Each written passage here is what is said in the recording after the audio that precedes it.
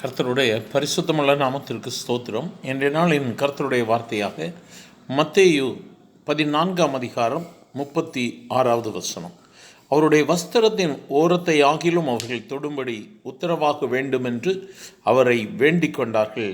தொட்ட யாவரும் சொஸ்தமானார்கள், தொட்ட யாவரும் சுகமானார்கள் என்று சொல்லி வேதம் சொல்லுகிறது. எனக்கு அருமையான தேவ பிள்ளையே, அந்த நாளில் இயேசுவை தொடும்படியாக, இயேசுவனுடைய வஸ்திரத்தை தொட்டால் நமக்கு சுகம் கிடைக்கும் என்று சொல்லி அவரை நெருக்கி அவருடைய வஸ்திரத்தை தொடுகிறார்கள். அற்புதம் நடந்ததாக வேதம் சொல்லுகிறது.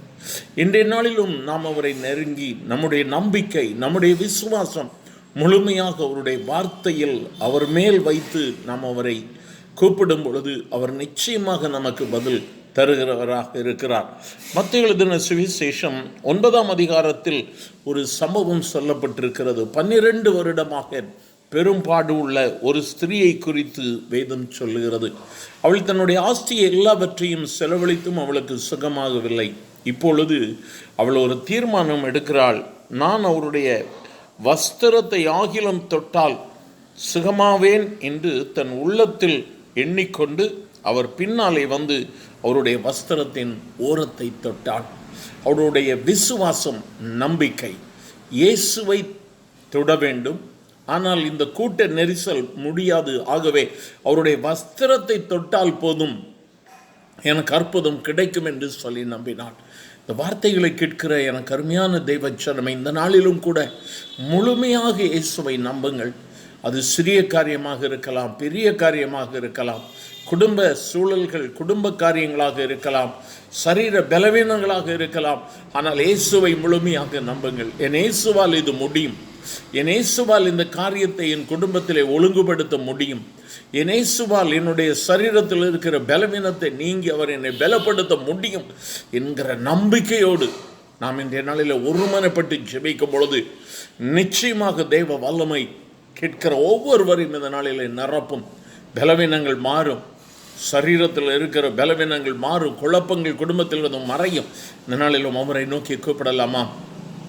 எங்கள் அன்பின் ஆண்டவரே, உம்முடைய வஸ்திரத்தின் ஓரத்தை தொட்டவர்கள் அற்புதத்தை பெற்றார்கள்.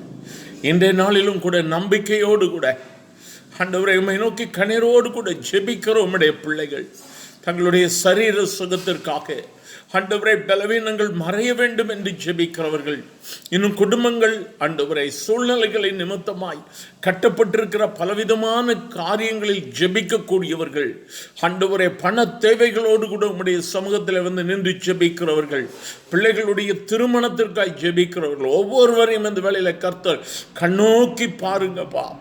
அவர்களுடைய வாழ்க்கையில் அற்புதம் நடக்கட்டும் ஆண்டவரே. என்ன செய்வேன் என்று சொல்லி கலங்கி இருக்கிற வேளையில உம்மை தொடுபடியான ஒரு நெருக்கம் ஆண்டவரே, ஒரு உறவை கர்த்தர் கொடுத்திருக்கிறேன். இப்பொழுதும் உம்முடைய வல்லமை உம்முடைய பிள்ளைகள் மேல் இறங்கட்டும். கண்ணீரோடு கூட நிற்கிற ஒவ்வொருவரையும் ஏசு இந்த வேளையிலே தொட்டு அற்புதத்தை செய்கிற தெய்வர்க்காய் ஸ்தோத்திரம், விடுதலைக்காய் நன்றி ஆண்டவரே. சரீரங்கள் பலப்படட்டும், குழப்பங்கள், தேவைகள் ஆண்டவரே, குழப்பங்கள் மாறட்டும், தேவைகள் சந்திக்கப்படுவதாக. நீர் ஒவ்வொரு காரியத்தையும் இந்த நாளில் செய்கிற தெய்வர்க்காய் ஸ்தோத்திரம், ஆசீர்வதியும். இயேசுவின் நாமத்தில் பிதாவே, ஆமென், ஆமென்.